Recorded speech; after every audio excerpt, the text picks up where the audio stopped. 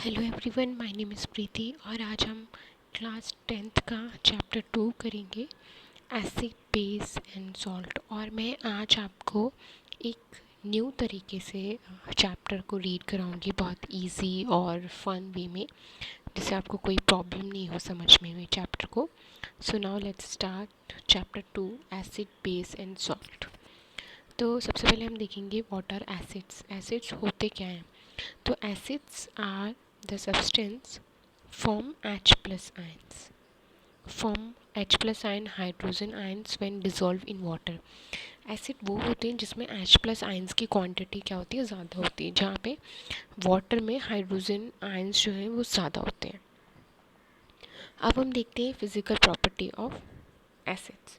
तो physical property क्या है कि वो क्या होते हैं, सोर टेस्ट के होते हैं। सोर टेस्ट के कौन कौन से होते हैं? जैसे विनेगर हो गया, लेमन जूस के हो गए, खट्टे। Acids are harmful to living cells, वो हार्मफुल होते हैं लिविंग सेल्स के लिए, ठीक है, जल्दी से डैमेज हो जाते हैं। Aqua solution of all acid contain hydrogen ions. जो वाटर है, जो एक्वा सोल्यूशन होते हैं, जो लिक्विड फॉर्म में होते हैं, इसमें हाइड्रोजन आयंस ज़्यादा होते हैं। और अगर आप इसको लिटमस पेपर पर चेक करोगे, इसको टेस्ट करोगे एसिड को, तो वो किस में चेंज हो जाता है? Blue litmus paper two red में चेंज हो जाता है। किस में हो जाता है? ब्लू टू रेड, ठीक है। और ये क्या होते हैं? Strong acids are corrosive.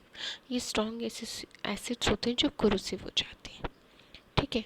अब हम पढ़ते हैं व्हाट आर बेस। जैसे आपने एसिड्स में देखा होगा, सारे खट्टे खट्टे जो है वेजिटेबल्स हैं, जैसे नींबू हो गया, ऑरेंज हो गए, ये सब क्या है, सोर टेस्ट के होते हैं। अब हम पढ़ते हैं व्हाट आर बेस। तो बेस क्या होते हैं? बेस वो होते हैं जिसमें क्या होते हैं, हाइड्रोजन आयन, हाइड्रोनियम आयन, मतलब हाइड्रोक्साइड भी बोल सकते हैं OH को, और हाइड्रोनियम भी बोल सकते हैं। क्या बोलते हैं? हाइड्रोनियम। हम क्या बोल सकते हैं? हाइड्रोनियम भी बोल सकते हैं और हाइड्रोक्साइड भी बोल सकते हैं। जिस वाटर में OH नेगेटिव्स की आयंस की क्वांटिटी ज़्यादा होगी, वो क्या होंगे? बेस होंगे। अब बेस की फ़िज़िकल प्रॉपर्टी भी देख लेते हैं क्या होती है। तो फिज़िकल प्रॉपर्टी कहते हैं कि बिटर के टेस्ट के होते हैं, ठीक है। स्ट्रॉन्ग बेस आर कोरोसिव, जो स्ट्रॉन्ग बेस होते हैं वो कोरोसिव होते हैं। और अगर एक्वस सॉल्यूशन में हाइड्रोक्साइड आयन की क्वांटिटी ज़्यादा होगी, तो वो क्या होंगे? बेस होंगे। और अगर आप इसको लिटमस पेपर में चेक करोगे, तो क्या होंगे? वो किस में चेंज हो जाएगा? ब्लू। जिससे हमारा एसिड जो था वो blue litmus paper two red में चेंज हो रहा था, तो ये किस में हो जाएगा? रेड टू ब्लू, ठीक है। अगर आप ना, आपके एग्ज़ाम में ऐसे पूछा जाता है कि अगर आप इसको चेक करोगे, टेस्ट करोगे, तो जो है, जैसे NaOH है, ये क्या है? बेस है। अगर इसको आप टेस्ट करोगे तो ये किस में चेंज हो जाएगा? तो ये किस में जाएगा ना, अगर आप बेस है ना, अगर आप ये बन गए कि NaOH है, NaOH में O नेगेटिव है, O नेगेटिव है मतलब कि बेस है, OH नेगेटिव है, तो मतलब बेस है। अब बी से, अब ये किस में चेंज होगा ये पूछा जाएगा, तो बी से बी याद रखो, ठीक है। क्या रखो? बी से बी याद रखो। तो बी से बी याद रखो कि जैसे ये बी है और ये बी है, मतलब बी जो है ब्लू में चेंज होगा, बेस जो है ब्लू में चेंज होगा। तो आप देख सकते हैं कि कौन कौन सी चीज़ें आती हैं। जो भी आपके मसाले हैं, सॉल्ट है, वो किस में आता है? ये आपका बेस में आता है, ठीक है। अब हम पीएच पेपर्स पर देख लेते हैं। ये है आपकी पीएच, ये है रेड लिटमस पेपर, ये है रेड लिटमस पेपर और ये है ब्लू लिटमस पेपर, ठीक है। ये है रेड और ये है ब्लू। अगर आपने रेड लिटमस पेपर जो है किस में चेंज हो गया? ब्लू में चेंज हो गया, ठीक है। रेड लिटमस पेपर आपका किस में चेंज हो गया?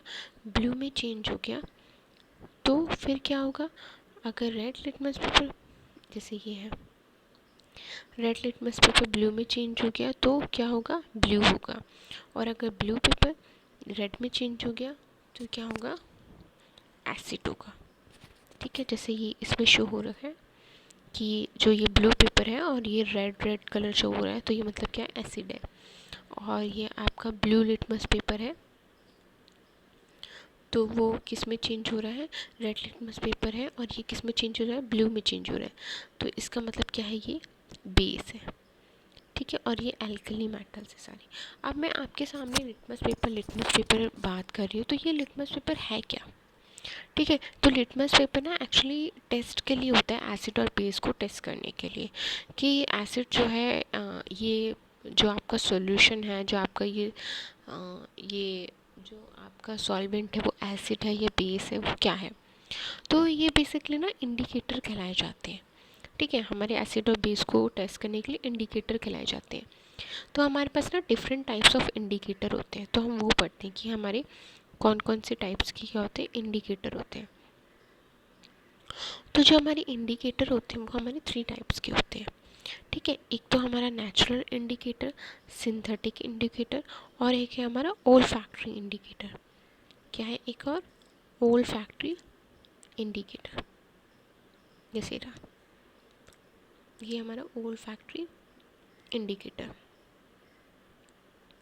अच्छा, ओल्फैक्टरी इंडिकेटर अब देखते हैं। सबसे पहले नेचुरल इंडिकेटर क्या होता है, ठीक है। यह है नेचुरल इंडिकेटर। तो नेचुरल इंडिकेटर में क्या होता है, आपका लिटमस पेपर आता है, ये सब क्या है, नेचुरल है, ठीक है। ये चेंज हो जाते हैं। टर्मरिक है, रेड कैबेज है। अगर आप टर्मरिक को आपने हल्दी के साथ तो टेस्ट करके देखा होगा, अगर उसको आप सोप से, मतलब सोप क्या होता है, बेस होता है, अगर आप उसको क्या करेंगे, वॉश करोगे, तो वो किस में चेंज हो जाएगा, वो तो एसिड की तरह फॉर्म करता है ना, तो फिर वो किस में चेंज होता है, रेड में चेंज होता है। बट फिर आप जब इसको फिर से वॉश करोगे तो येलो येलो की फॉर्म में आ जाता है, ठीक है। तो एक ना ये ऑटोमेटिकली इंडिकेटर है। ऑटोमेटिकली का क्या मतलब है कि ये एक नेचुरल इंडिकेटर है जो नेचुरल चीज़ों से बना हुआ है, ठीक है। और कलर्ड पेटल्स होते हैं, सम फ्लावर्स होते हैं इसमें, तो इसको हम क्या कहते हैं, नेचुरल इंडिकेटर होते हैं, और जो इस तरीके से दिखाई देते हैं, पिंक ब्लू आप देख रहे होंगे, ठीक है। अब आता है हमारा सिंथेटिक। सिंथेटिक होता है हमारा जो हम नेचुरल लेबोरेटरी में यूज़ करते हैं बेसिकली, ठीक है। सिंथेटिक कौन कौन से होते हैं, एक तो मिथाइल ऑरेंज होता है और एक फिनोल्फथलीन होता है। ये दोनों जो है हमारे लेबोरेटरी में बहुत ज़्यादा यूज़ होते हैं। और एक होता है हमारा ओल्फैक्टरी इंडिकेटर। ओल्फैक्टरी इंडिकेटर में ना आप क्या करते हैं, खुद से अपने मतलब आप जब उसको यूज़ करेंगे तो आप उसकी स्मेल से, ओल्फैक्टरी मतलब आप उसके स्मेल करेंगे, ठीक है। स्मेल, ओल्फैक्टरी का मतलब ही क्या होता है, स्मेल। आप चीज़ों को स्मेल से ही पता कर लेंगे कि ये क्या है, ये आपका एसिड है और ये आपका बेस है, ठीक है। तो इसको ना ओल्फैक्टरी इंडिकेटर कहते हैं, जैसे कि substance that whose occur change in acid और base such as indicator. Order, order मतलब उसकी आप स्मेल से ही पता कर लेंगे ना। ऑर्डर का मतलब ही ये होता है कि आप उसकी स्मेल से पता कर लेंगे। तो कौन कौन से ओल्फैक्टरी होते हैं, एक तो वेनिला होता है, अनियन होता है और क्लोव होता है। आप किसी में भी इसको यूज़ कर लीजिए, आपको एकदम से पता चल जाएगा कि ये अनियन की स्मेल है, ये लौंग की स्मेल है, और ये वेनिला की स्मेल है, ठीक है। अब हम आगे चलते हैं। अब हमने ये तो पढ़ लिया कि भाई ये एसिड होता है, ये बेस की फिज़िकल प्रॉपर्टी है, और इसको हम लिटमस पेपर पे टेस्ट करेंगे तो ये होगा। और हमने ये भी पढ़ लिया कि हमारे बहुत सारे इंडिकेटर्स होते हैं जो हम एसिड और बेस को क्या कर सकते हैं, टेस्ट कर सकते हैं। अगर अगर आपसे पूछा जाए how do acid and base react with water, ऐसा क्या होगा जब आप एसिड और बेस को मेटल के साथ क्या करेंगे, रिएक्ट करेंगे। तो जब आप एसिड और बेस को रिएक्ट करेंगे तो क्या होगा, तो आप हमने इसको एक एक्टिविटी के थ्रू देखते हैं, एक एक्टिविटी के थ्रू देखते हैं। तो क्या लिया है आपने, एक टेस्ट ट्यूब ली है, एक स्टैंड लिया है ये, और क्या है इसमें आपने डाइल्यूट सल्फ्यूरिक एसिड किया है, ठीक है। एक एसिड इसमें ऐड किया है, वो है डाइल्यूट सल्फ्यूरिक एसिड, और आपने जिंक ग्रेन्यूल्स आपने इसमें क्या कर दी, ऐड कर दी। जिंक ग्रेन्यूल्स का मतलब है कि जिंक के छोटे छोटे पार्टिकल्स क्रिस्टल शेप में, ठीक है। अब उसने आप अपने क्या किया, एक सोप सॉल्यूशन लिया, ये है आपका सोप सॉल्यूशन, और आपने सोप सॉल्यूशन लिया और उसमें क्या किया, एक टेस्ट ट्यूब की, और उसमें आपने टेस्ट ट्यूब के थ्रू आपने उसमें क्या किया, एयर पास की। जब आपने टेस्ट ट्यूब के थ्रू एयर पास की ना, तो हाइड्रोजन गैस बबल्स फॉर्म होने लगी। अब हाइड्रोजन गैस बबल्स क्यों होने लगी? क्योंकि एसिड ने क्या किया, हाइड्रोजन को रिप्लेस कर दिया। हाइड्रोजन को रिप्लेस कर दिया तो क्या हुआ, हाइड्रोजन गैस क्या होगी, बबल हो गई। क्योंकि हमारा डाइल्यूट सल्फ्यूरिक एसिड क्या होता है, H2SO4 होता है ना। ठीक है, तो इसने क्या किया, जिंक के साथ मिलकर इसने हाइड्रोजन को क्या कर दिया, रिप्लेस कर दिया मेटल ने। जब रिप्लेस कर दिया, अच्छा इसको रिप्लेस कर दिया, उसके बाद हमने क्या किया, कैंडल लेकर आए। जब हमने एयर पास की ना, तो हमारे ना बबल फॉर्म होने लग गए थे। ये आपको दिख रहे हैं ना बबल, ये बबल्स फॉर्म होने लग गए। जब हम कैंडल्स को लेकर आए, जब बर्निंग कैंडल को, तो हमने देखा एक ना burning of hydrogen gas with bauxite, मतलब हाइड्रोजन गैस जो है वो बर्न कर रही है। अगर हाइड्रोजन गैस बर्न कर रही है तो उसके साथ एक ना साउंड भी दे रही है, और वो है पॉप साउंड। कौन सी साउंड है, पॉप साउंड। तो ये आपसे पूछा जाता है कि अगर आप मेटल को एसिड और बेस के साथ रिएक्ट कराओगे तो क्या होगा, जो हाइड्रोजन गैस है वो रिप्लेस कर देगा। कौन रिप्लेस करेगा, मेटल अगर रिप्लेस कर देगा हाइड्रोजन गैस, तो फिर कौन सी साउंड देगा, पॉप साउंड देगा। ठीक है, अब हम इसकी केमिकल प्रॉपर्टीज़ देख लेते हैं कि अगर हम रिएक्ट कराते हैं तो क्या होगा। तो हमने आपको देखा कि एसिड को अगर मेटल के साथ reaction of acid with metals, अगर आप एसिड के साथ इसको रिएक्ट कराते हैं मेटल को, तो हमारा क्या बनता है, सॉल्ट बनता है और हाइड्रोजन गैस होती है। ठीक है, तो जैसे हम एक एग्जाम्पल ले लेते हैं। एग्जाम्पल में क्या है, HCl है, Zn है, मेटल है, रिएक्ट किया, ZnCl2 बना, सॉल्ट बना, और H2 गैस, मतलब पॉप साउंड के साथ वो क्या होगा, इसको रिप्लेस कर दिया। और अगर आप reaction of base with metal के साथ कराएंगे, बेस के साथ अगर मेटल को रिएक्ट कराते हैं तो NOH, कैसे पहचाना आपने NOH, क्योंकि OH की क्वांटिटी ज़्यादा है तो ये बेस है। इसमें आपने Zn मतलब मेटल को रिएक्ट करा तो Na2ZnO2 बना, ये आपका सॉल्ट बना, और इसने H2 को क्या कर दिया, रिप्लेस कर दिया। ठीक है, अब हम आगे चलते हैं। ठीक है, अब ऐसे ही how do metal carbonates and metal hydrogen carbonate react with acid. अगर आप मेटल कार्बोनेट्स को मेटल और मेटल हाइड्रोजन कार्बोनेट को रिएक्ट कराओगे एसिड के साथ, तो क्या होगा, आइए हम इसको भी किसके पढ़ते हैं, एक एक्टिविटी के थ्रू देखते हैं। चलिए, अब आपने क्या किया इस एक्टिविटी, आपने 2 टेस्ट ट्यूब ली, एक टेस्ट ट्यूब ये रही हमारी और एक टेस्ट ट्यूब ये रही। ये A है और ये हमारी B टेस्ट ट्यूब है। ठीक है, अब आपने क्या किया, इसमें फिर से डाइल्यूट हाइड्रोक्लोरिक एसिड ऐड किया, HCl हाइड्रोक्लोरिक। ठीक है, और आपने क्या ऐड किया, सोडियम कार्बोनेट ऐड किया। ठीक है, आपने क्या किया, सोडियम कार्बोनेट ऐड किया पहली टेस्ट ट्यूब में, A टेस्ट ट्यूब में। ठीक है, उसके बाद आपने क्या किया, आपने B टेस्ट ट्यूब में कैल्शियम हाइड्रोक्साइड ऐड किया, आपने। जब आपने, और ये आपकी 2 है। ठीक है, दो टेस्ट मतलब जब आपकी पहली टेस्ट ट्यूब थी उसको भी आपने एक स्टैंड से ऐड मतलब जोड़ दिया, और एक थ्रिस्टल फिनल ऐड कर दी, और आपने टेस्ट ट्यूब B को भी किससे कर दिया, E के टेस्ट ट्यूब से कर दिया। तो आपको क्या लगता है क्या होगा, A वाली टेस्ट ट्यूब में क्या होगा और B वाली टेस्ट ट्यूब में क्या होगा। तो क्या होगा, जब हमने क्या किया, Na2CO3 सोडियम कार्बोनेट। ठीक है, आपने जब सोडियम कार्बोनेट को HCl मतलब एसिड में ऐड किया था, तो आपका क्या बना, NaCl बना, सॉल्ट बना, वाटर बना, और CO2 गैस क्या हो गई, इवॉल्व हो गई। सेम ऐसे ही आपने टेस्ट ट्यूब B को देखा तो इसमें हमने टेस्ट ट्यूब बी में क्या लिया था, सोडियम हाइड्रोजन कार्बोनेट लिया था। ये रहा सोडियम हाइड्रोजन कार्बोनेट लिया था। ठीक है, जब सोडियम हाइड्रोजन कार्बोनेट लिया, ये रहा सोडियम हाइड्रोजन कार्बोनेट लिया। जब आपने सोडियम हाइड्रोजन कार्बोनेट लिया और उसको HCl के साथ रिएक्ट कराया, तो आपका क्या बना, सॉल्ट बना, वाटर बना और CO2 गैस इवॉल्व हो गई। उसके बाद आपने क्या किया था, CO2 गैस पास कराई थी, evolve with lime water, lime water के साथ, थ्रू लाइम वाटर के साथ, तो आपका क्या बना, कैल्शियम हाइड्रोक्साइड है lime water.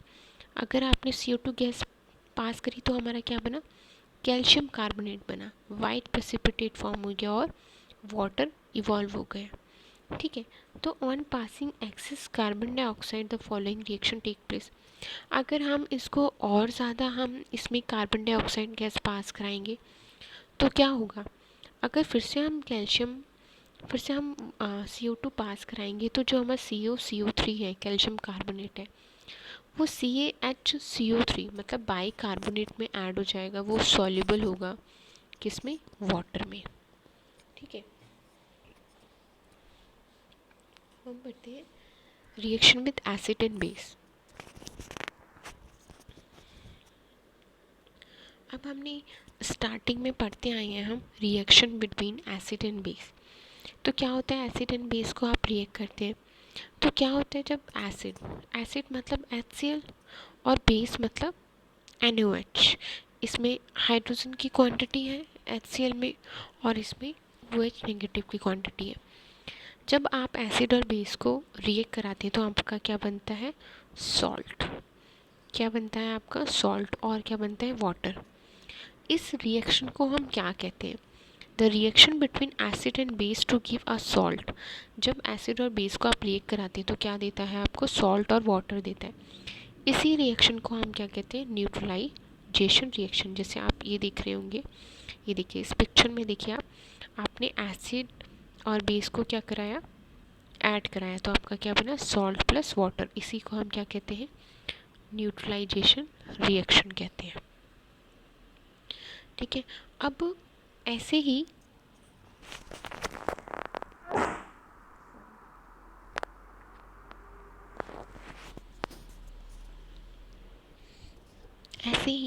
Reaction with metallic oxide. ठीक है, अगर हम मेटालिक ऑक्साइड को रिएक्ट कराएंगे किसके साथ, मेटालिक ऑक्साइड के साथ, तो क्या होगा, अगर आप मेटालिक ऑक्साइड के साथ रिएक्ट कराएंगे किसको, एसिड को। ठीक है, मेटालिक ऑक्साइड को रिएक्ट कराएंगे किसके साथ, एसिड के साथ, तो आपका क्या बनेगा, सॉल्ट बनेगा और वाटर बनेगा। और जो मेटालिक ऑक्साइड है वो बेसिक ऑक्साइड कहलाता है। क्या कहलाता है, metallic oxide are said to be basic oxide. अगर हम रिएक्शन करवाएंगे नॉन मेटालिक के साथ, ठीक है, non metallic with base, non metallic के साथ और बेस के साथ, तो क्या होगा, जो नॉन मेटालिक ऑक्साइड है वो रिएक्ट करेगा बेस को और क्या बनाएगा, सॉल्ट एंड वाटर बनाएगा। तो आप देख सकते हैं मेटल और नॉन मेटल दोनों के साथ आपका क्या बन रहा है, सॉल्ट प्लस वाटर ही फॉर्म हो रहा है। और अगर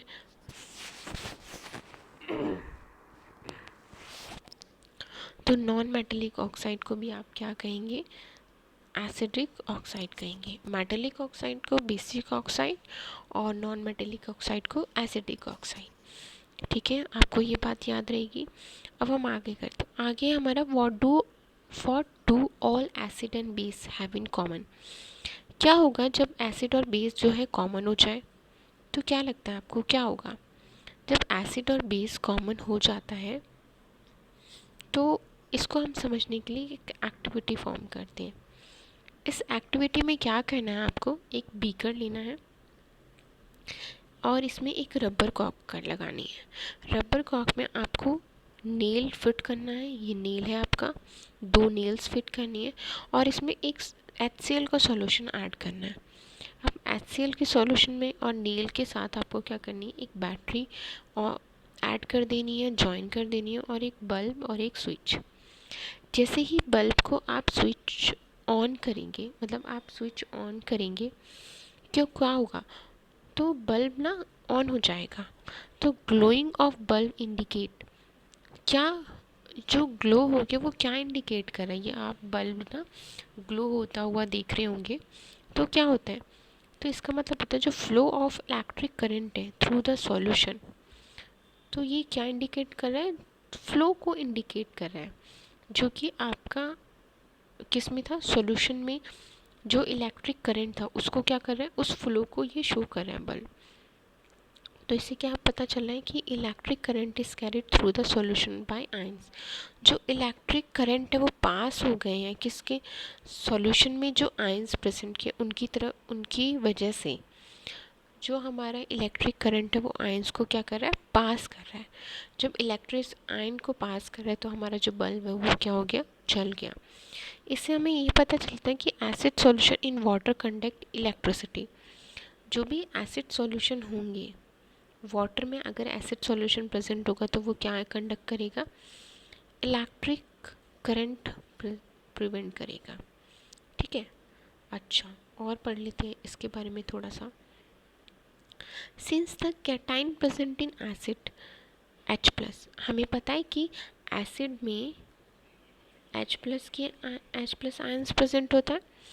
ठीक है, और this suggest acid produce hydrogen ion, और ये जो H प्लस आयन है ये हाइड्रोजन आयन प्रेजेंट होता है, मतलब H plus ion aqueous solution में, which are responsible for their acidic property, और यही रिस्पॉन्सिबल है किसके लिए, एसिड प्रॉपर्टी की वजह से। और उस सॉल्यूशन में ये आयंस जो क्या हो गए, इलेक्ट्रिक करंट की तरफ फ्लो हुए और हमारा बल्ब क्या हो गया, ग्लो कर गया। ठीक है, अब हम पढ़ते हैं व्हाट हैपन एसिड और बेस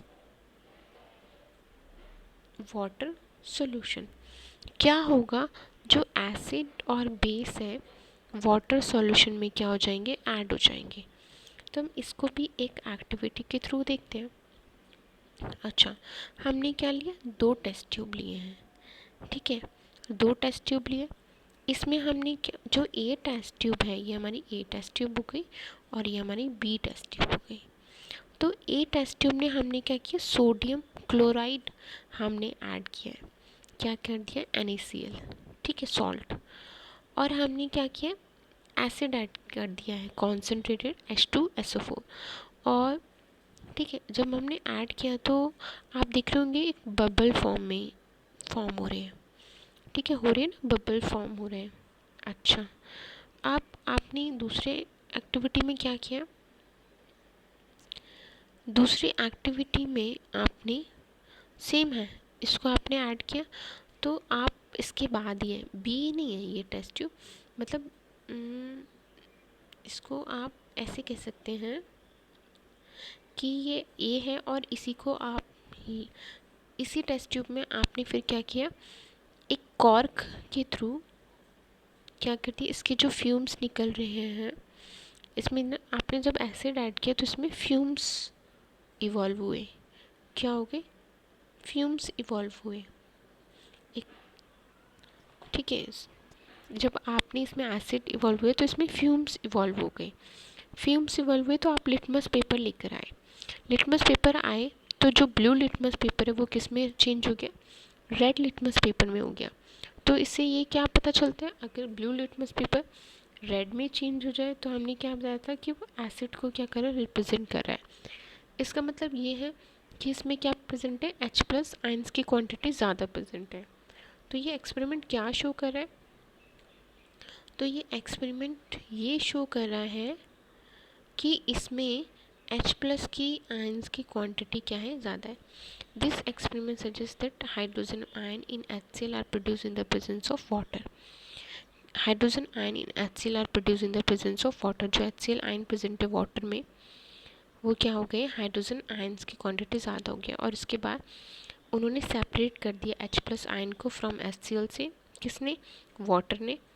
और आपने किसको ऐड कर दिया है? और HCl molecules and can not occur in the water again, और वाटर में क्या रिप्लेस कर दिया और फिर वो क्या हो गए? मिक्स नहीं हुए। अच्छा, और क्या हुआ आप पढ़ लेते हैं। अब इससे क्या हुआ? What happen to acid and base in water solution?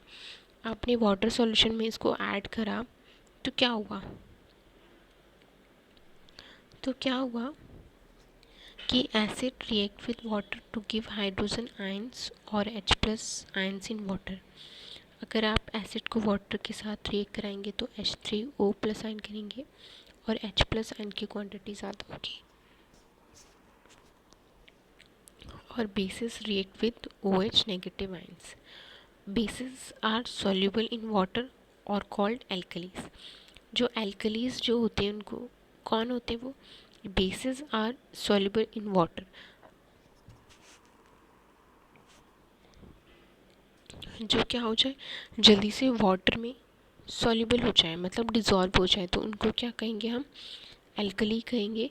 और जो रिएक्शन होती है एसिड और बेस की वाटर के साथ, वो क्या होती है? हाईली एक्सोथर्मिक होती है। एक्सोथर्मिक मतलब हीट रिलीज होती है। ठीक है, हीट क्या होती है? रिलीज होती है। Heat generated may cause the mixture to split out with and cause burns. अगर आप उसको हीट देंगे, हीट निकलेगी तो क्या होगा? जलना स्टार्ट हो गया इनके मिक्सचर से, मतलब बर्न जल सकते हैं। और अगर आप ज़्यादा ही एक्सेसिव हीट प्रोवाइड करेंगे तो जो आपका कंटेनर है वो क्या हो सकता है? ब्रेक हो सकता है। तो आज के लिए मैं आपको इतना ही काफ़ी है। मैं आपको so thank you so much for watching. अगर आपको अच्छी लगी वीडियो तो आप ज़्यादा से ज़्यादा शेयर करिए इस वीडियो को, और बार बार देखिए, क्योंकि एक बार चीज़ें समझ नहीं आती, बार बार रिपीट करिए। कोई भी आपकी मन में डाउट होता है तो आप कमेंट बॉक्स में कमेंट कर सकते हैं। So thank you.